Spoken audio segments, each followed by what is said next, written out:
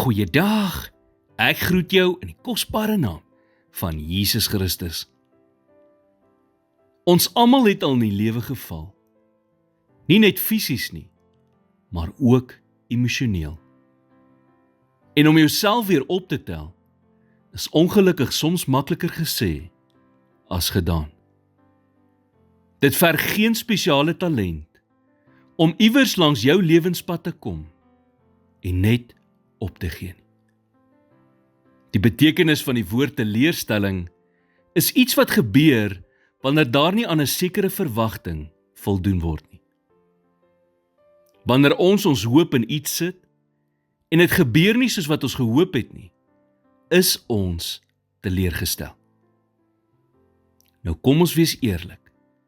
Niemand van ons gaan ooit by 'n punt in die lewe kom waar ons geen teleurstellings meer het nie. Teleurstelling is 'n feit van die lewe, maar is iets wat dadelik hanteer moet word. Te dikwels eindig mense verpletterd op en verstaan nie hoekom nie.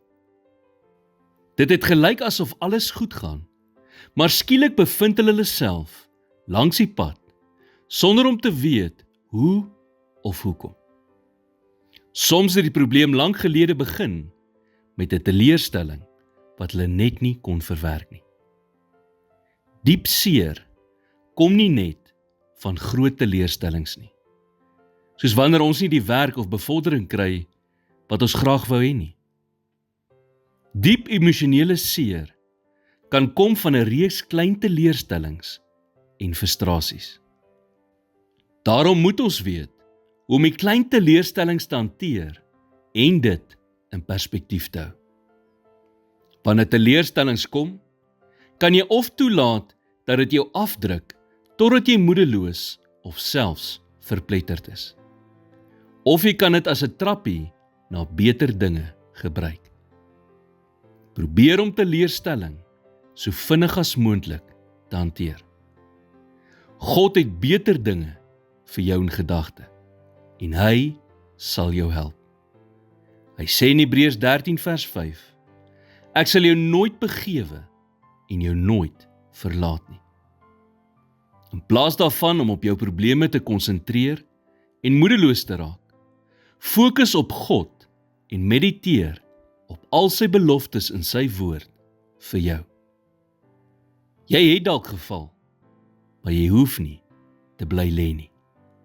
God is gereed, gewillig en in staat om jou op te tel. Here, dankie dat U my altyd met oop arms ontvang. Help my om elke keer na U te draai wanneer die lewe se teleurstellings aanhou kom, wetende dat ek in U vrede en troos sal vind. In Jesus naam bid ek dit. Amen.